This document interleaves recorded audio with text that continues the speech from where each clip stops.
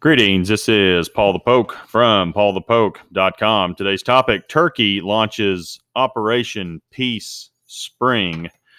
We are October 11, 2019. I think we're on day 2 or 3 of this operation, and Turkey has begun to move forces into northern Syria to remove Kurds, or terrorists, as they see it, from the region. And Turkey has coined the term Operation Peace Spring. Now, the Minister of National Defense has released a tweet of the stated objectives of Operation Peace Spring, and his name is Hulusi Akar. We're going to click on this and go over the specifics. Our objectives are to end the Daesh, PKK, KCK, PYD, YPG presence in the east of the Euphrates River, ensure the security of our borders and safety of our people, and establish a peace corridor to facilitate the return of our Syrian brothers and sisters who are currently in Turkey to their homeland. We attach great importance to the safety of our country and nation, as well as other religious and ethnic groups, including Kurds, Arabs, Assyrians, Christians, and Yazidis who live in the area.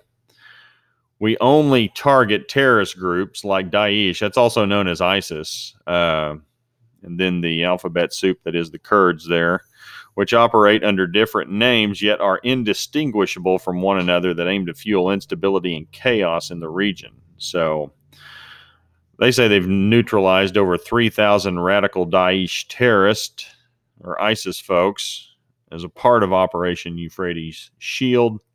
Turkish armed forces became the only coalition in NATO and army to fight Daesh terrorists directly on the ground. Now, this is a big deal, this Dabiq. This apparently has some prophecy implications with the Muslims, and they think whoever holds the keys to Dabiq will usher in their Messiah in their end times eschatology.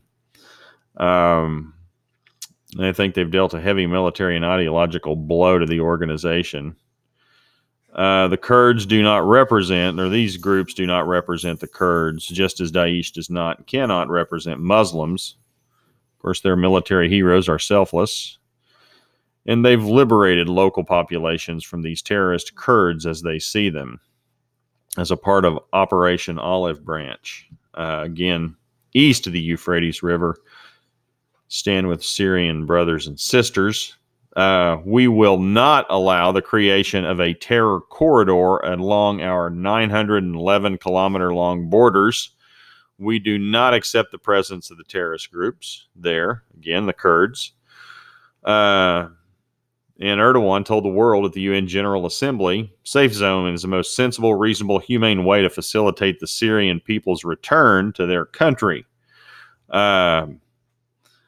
And during this operation, innocent civilians, historic sites, cultural, religious buildings, and the environment will be under our protection. Yes, remain committed to this goal, even if it slows down the operation, right? You see the video. Nobody's committed to the planet with any of this stuff, and that includes any kind of stuff we do in the West as well. So now Erdogan, even though we've released this wonderful statement about our intent, to put these refugees back to their home in Syria, he comes out and makes a comment. And if the EU, the European Union, wants to describe Operation Peace Springs as a push to occupy or an invasion, well, he's just going to turn loose all those refugees into Europe. And if you want to listen to that, click on this link. And they've got subtitles. It's translated in English below.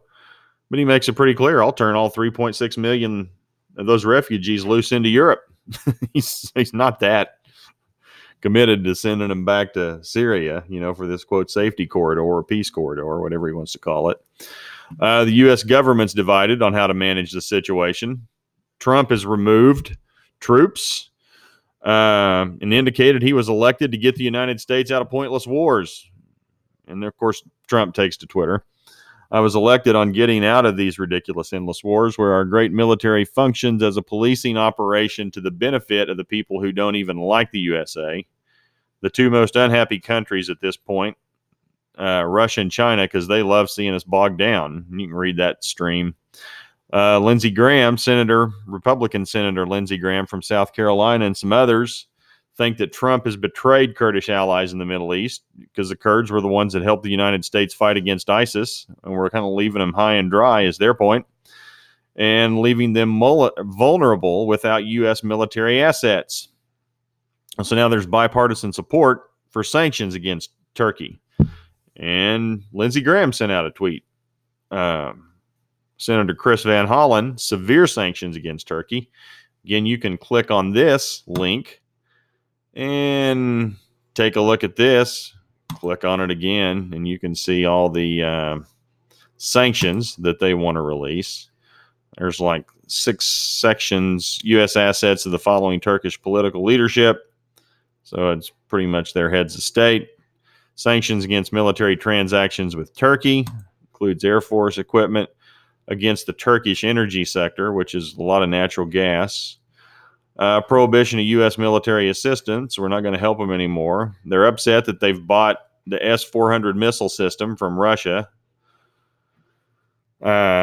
Now we will allow humanitarian aid, medical aid, democracy promotion, election assistance, and intelligence sharing. So imagine that the United States is going to inject themselves into Turkish elections for their assistance. Of course, we're the good guys. We're helping them out there. Net worth. they want to know how much Erdogan's worth, which is crazy. If anybody's seen his palace, it's over the top.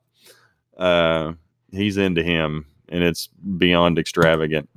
And of course, international response is opposed to Turkey's move into Syria. And if you take a look at it, military intervention at this point is from here in the far east of this map. That's the Euphrates River, and Syria is bordered. In the western part of Syria, where this has taken place on the Euphrates River. The eastern border of Syria is the Tigris. So all the action has taken place between the Tigris and the Euphrates rivers in Syria. Which brings us to Ezekiel 38, 1-3, and verse 6. Again, the ancient names, Meshech, Gomer, Tubal, Beth Dagarma. These are the brothers of Magog. Point to modern day Turkey. Got all kinds of articles written about this. And as we know, we read scripture from Ezekiel 38:39. Russia will be joined by Turkey in their future invasion of Israel. So is this the point? Are we leading into this? I don't know. Time will tell. But it is prophesied to happen. Russia's to invade Israel. And if this is the point, then I would suspect that this campaign will be successful and they will move their forces further south, closer to the goal line, closer to Israel. And that's what it's going to take, because the language of those verses talks about ridiculous amounts of military armament going into Israel, up against Israel. So time will tell. Keep an eye on it.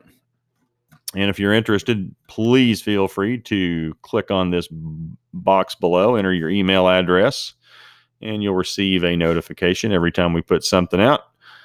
And then also, if you're interested in these specific types of articles, take your cursor, highlight Ezekiel 38:39, then you can read this. Goes back 5-6 years. This has been kind of bubbling, continues to build, and follow along. So keep your eye on it. This could be significant. Of course, any of this stuff could be significant. The question is when. And we all know what that means. So at any rate, appreciate you guys following along. Take care. Bye.